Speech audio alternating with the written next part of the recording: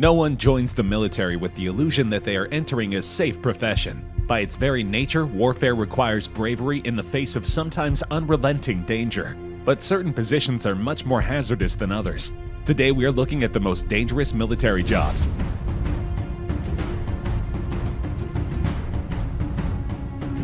Who is tasked with saving Navy SEALs when they're in trouble? This unenviable task often falls to pararescue jumpers, who climb and dive from insane heights in order to save those in need. These highly trained experts take part in every aspect of the mission and are skilled parachutists, scuba divers, and rock climbers. And they are even Arctic trained in order to access any environment to save a life when they're called to do so. Training is extremely challenging both physically and mentally, but if you graduate and wear the maroon or scarlet beret, you will be one of the most highly trained combat medics in the world, able to handle the most stressful situations with ease. Some even refer to these soldiers as guardian angels because they keep their comrades safe in all situations. The unit traces its lineage to 1943 during the Second World War. A C-46 had failed, and the dozens of airmen it carried had bailed out over the jungles between China and present-day Myanmar. The only route to reach the men was by air, so 2 medical corps men parachuted down and stayed with the men for over a month, tending to injuries until they could reach safety. By the Vietnam War, pararescue was an official unit, wearing its signature maroon beret, the color a symbol of its blood sacrifice, and its insignia, an angel cradling an earth. The official motto, "These things we do that others may live."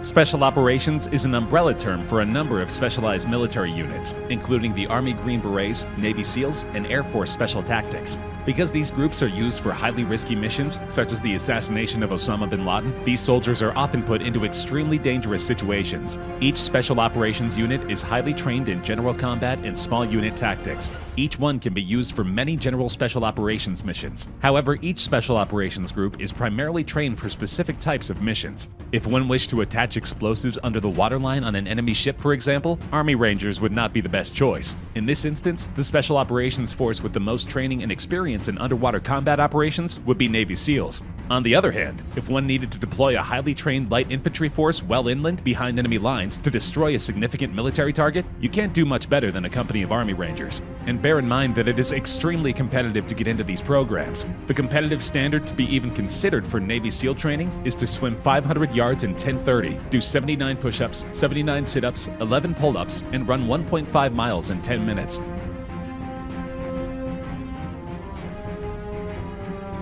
This one should not come as a surprise. The Bomb Disposal Unit is tasked with dismantling explosives when they are found in a threatening area. While they are highly trained, there's always a chance the bomb could detonate while they are disarming it.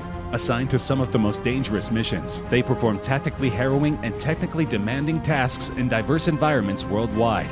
A job for the best and bravest. They do what needs to be done to keep others safe. Job training for an explosive ordnance disposal specialist requires 10 weeks of basic combat training and 37 weeks of advanced individual training, split between Fort Lee, Virginia and Edgeland Air Force Base, Florida.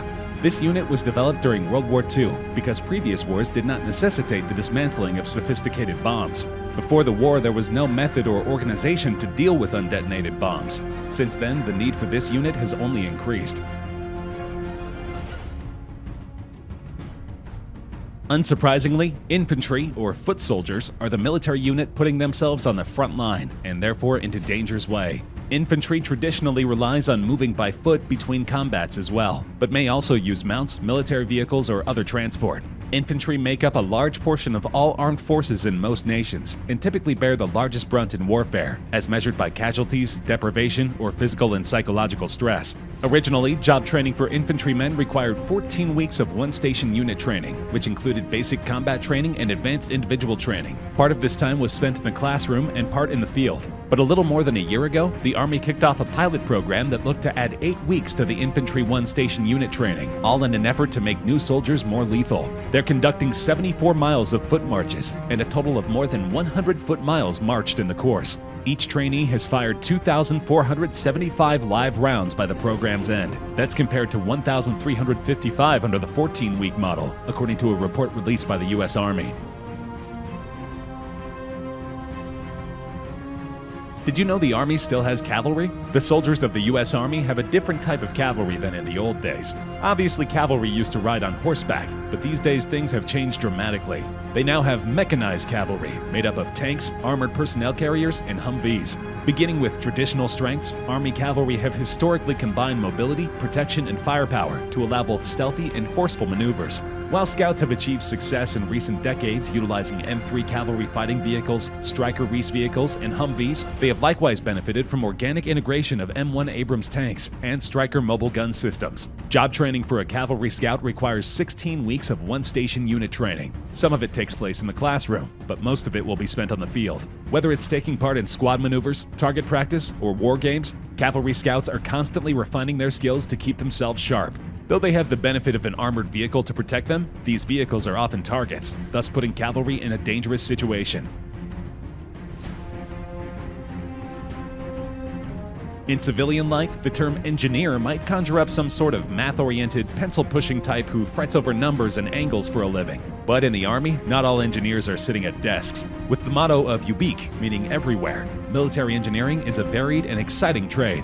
It includes bridge building, small boat handling, and explosives handling, among many other skills. Put simply, a combat engineer is a jack of all trades who can be called on at any point to do numerous tasks. Combat engineers can wield a chainsaw, build a bridge, clear a minefield, build a road or airfield, and use explosives to demolish a target. Combat engineers also conduct basic construction tasks and purify water.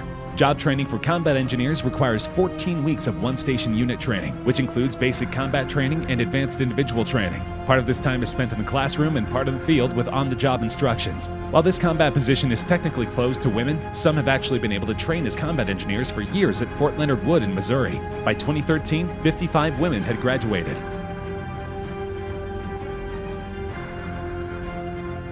Artillery soldiers go through the same basic training as everyone else, but they have a very specialized training afterward to help them gain a specific skill set. The operation of an artillery howitzer is a complex task that requires several components that need to be integrated.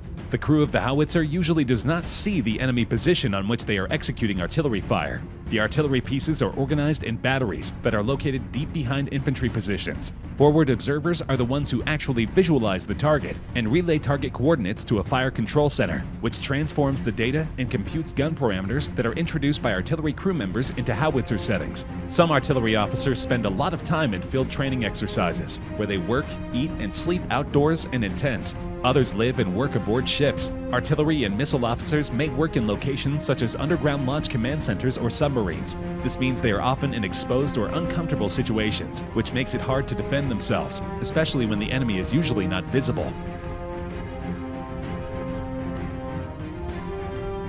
You've probably heard the term medic on TV or at the movies. Something terrible happens on the battlefield, and as smoke begins to clear and the troops retaliate, you hear soldiers calling "medic" while standing over the wounded. But what is an Army medic, and what does he or she do? You might assume that the medic in Army medic is simply shorthand for a doctor or nurse, part of the medical staff. But medic is actually an official job within the US Army with a specialty listing.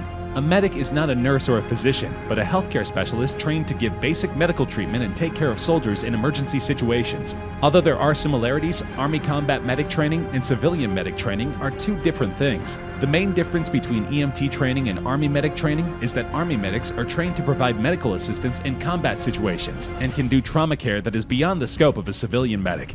Job training for a combat medic specialist requires 10 weeks of basic combat training and 16 weeks of advanced individual training, including inpatient care.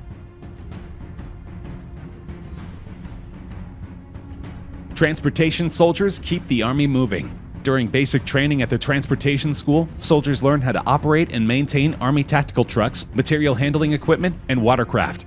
The Transportation Corps is responsible for moving supplies, troops, and equipment anywhere on the globe. During war, the Transportation Corps utilizes trucks, boats, and airplanes to provide extremely fast support to the combat teams on the front lines. Transportation officers are experts in the systems, vehicles, and procedures in moving troops and supplies in the Army. Though it may sound cushier than other Army jobs, transportation officers are tasked with moving supplies through extremely hazardous areas that often lead to casualties.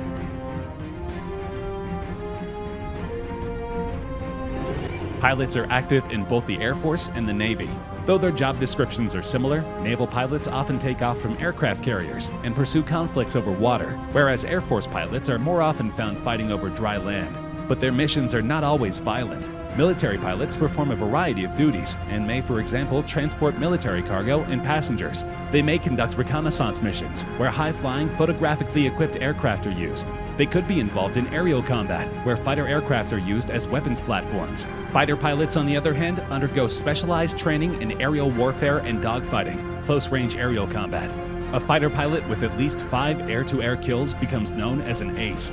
Many others are not so lucky and perish in the line of duty. Fighter pilots are one of the most highly regarded and desirable positions of any Air Force. Selection processes only accept the elite out of all the potential candidates. An individual who possesses an exceptional academic record, physical fitness, healthy well-being, and a strong mental drive will have a higher chance of being selected for pilot training. Candidates are also expected to exhibit strong leadership and teamwork abilities. As such, in nearly all Air Forces, fighter pilots, as are pilots of most other aircraft, are commissioned officers.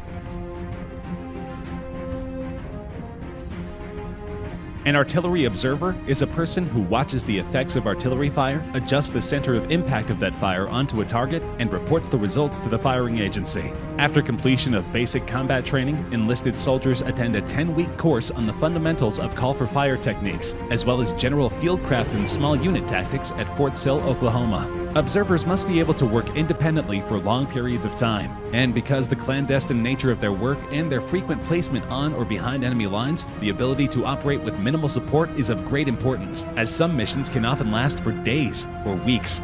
Obviously, this job is extremely hazardous because it requires the forward observers to sneak behind enemy lines and determine the extent of damage to the enemy's resources. As a result, many brave artillery observers lose their lives in the line of service.